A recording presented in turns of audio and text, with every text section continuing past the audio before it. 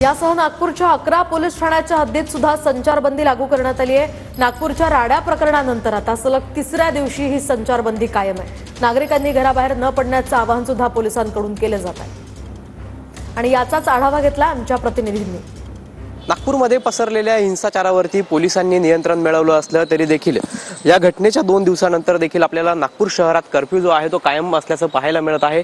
आपण सध्या नागपूर शहरातील चिटणीस पार्क परिसरामध्ये आहोत। याच ठिकाणी ही घटना जी आहे ती घडली होती आणि या ठिकाणी आपल्याला मोठा पोलिसांचा बंदोबस्त जो आहे या ठिकाणी पाहायला मिळत आहे। खरं तर या ठिकाणी आता 11 पोलीस ठाण्यांच्या हद्दीमध्ये कर्फ्यू जो आहे तो नागपूर पोलिसांकडून कायम ठेवण्यात आलेला आहे।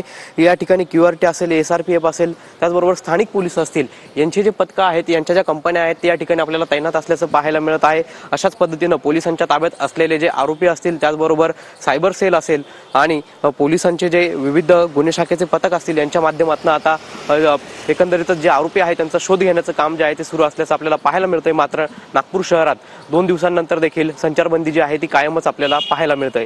कॅमेरा पर्सन साईसह पवन येवले, TV9 मराठी, नागपूर।